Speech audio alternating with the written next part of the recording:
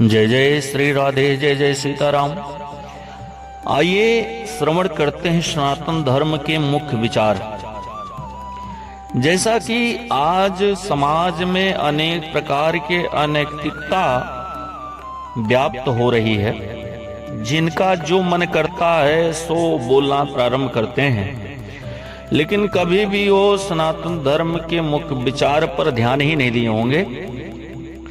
धर्म क्या है? कर्तव्य और नैतिकता है। हमारा कर्तव्य क्या है?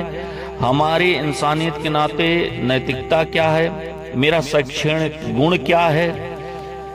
और कर्म हर क्रिया का परिणाम होता है। मोक्ष जन्म मृत्यु के चक्र से मुक्ति दिलाता है और पुनर्जन्म पर आधारित है।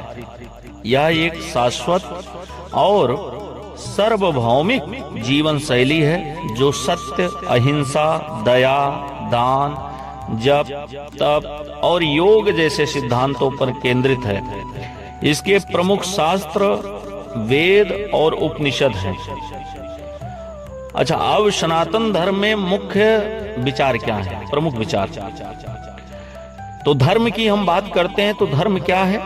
इसका अर्थ कर्तव्य और नैतिकता है, जो जीवन के हर पहलू को सत्य और सदाचार के अनुसार जीने की प्रेरणा देता है, जिसे हम धर्म कहते हैं। कर्म क्या है?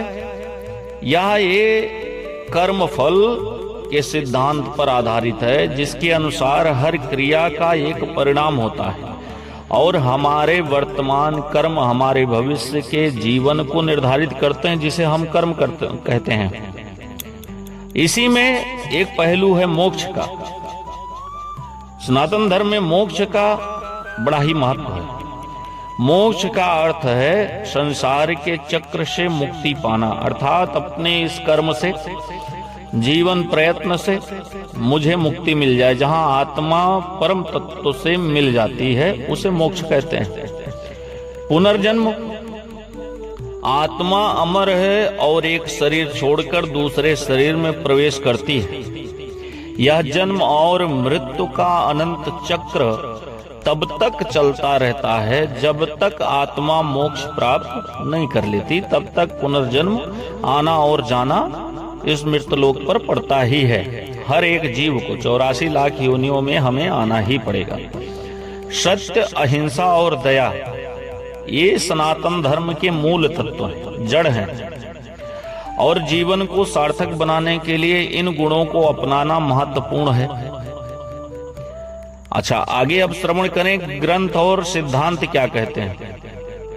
जहां पर वेद और उपनिषद की बात आती है, ते सनातन धर्म के मूल और प्राचीनतम ग्रंथ हैं, जो आध्यात्मिक ज्ञान प्रदान करते हैं, हमारी मलिनता को दूर करते हैं, उसको स्फुरित करते हैं, एक प्रकाश देते हैं, जो वेद और उपनिषद है। इसी में 4 पुरुषार्थ भी है। ये जीवन के 4 उद्देश्य हैं: धर्म करना, अर्थ कमाना, काम और मोक्ष।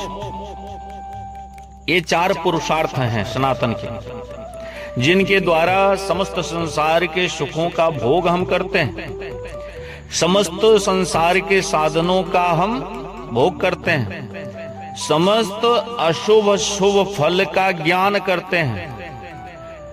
हम इसी धर्म, अर्थ, काम और मोक्ष से प्राप्त करते हैं। योग और ध्यान ये मन और शरीर को स्वस्थ रखने और आध्यात्मिकता में प्रगति के लिए महत्वपूर्ण है। योग, जैसे हम गणित में समझते हैं योग किसे कहते हैं, तो वहां जोड़ना होता है, एक संख्या दूसरे संख्या में जोड़ना। ऐसे ही यहाँ सनातन धर्म में योग और ध्यान का अर्थ है कि मन को अपने एकाग्रचित करते हुए बुद्धि विवेक मन को हम परम सत्ता में जोड़ें, उस परम सत्ता में मिलाएं, और उस परम सत्ता में जिस दिन ये योग ध्यान हमारा जुड़ जाता है, उसी को योग साधना कहते हैं, ध्यान कहते हैं। सनातन धर्म की प्रकृति कैसी है? शाश्वत है और सार्वभौमिक है। सनातन धर्म किसी विशेष धर्म या मत पंथ से नहीं जुड़ा है। यह एक सार्वभौमिक और शाश्वत जीवन दर्शन है, जहां पर जीवन के जीने की कलाएं हैं। किस प्रकार से जीवन को हमें कर्म में लगाना है, किस प्रकार से जीवन को धर्म में लगाना है, किस प्रकार जीवन को काम में लगाना है, किस प्रकार हमें मोक्ष प्राप्त होगा, ते हमारे जीवन का शाश्वत जीवन दर्शन है, जिसका न कोई आदि है और ना ही कोई अंत है। तार्किक और वैज्ञानिक बातें करें तो यह सृष्टि के नियमों और तर्कों के अनुकूल है और समय के साथ विकसित होता रहता है, समय के साथ अस्फुरित होता रहता है। इसके प्रकाश बढ़ते रहते हैं। यह विकासशील है, सभी का कल्याण सोचता है सनातन धर्म। इसका मुख्य उद्देश्य है सर्वे भवन्तु सुखिनः सर्वे सन्तु निरामया, अर्थात यह सभी को सुखी देखना चाहता है, सभी को निरोगी देखना चाहता है, सबके स्वास्थ्य की बात करता है, सब में कुशलता देखता है, यानी सभी जीवों का कल्याण चाहता है और सुख समृद्धि की योजना बनाता है, सुख समृद्धि को प्रदान करता है। यह हमारे सनातन धर्म का मेन उद्देश्य है, सत्य उद्देश्य है। श्री दिनेशानंद मृदुल जी महाराज को फॉलो करें और सब्सक्राइब करें। सनातन धर्म सेवा संस्थान यूट्यूब चैनल को अवश्य ही फॉलो करें, सब्सक्राइब करें और ऐसी रोचक कथाएं पाने के लिए वीडियो पर अपना अनुभव अवश्य प्रदान करें। तब तक के लिए जय श्री राधे, जय सीताराम, जय सीताराम।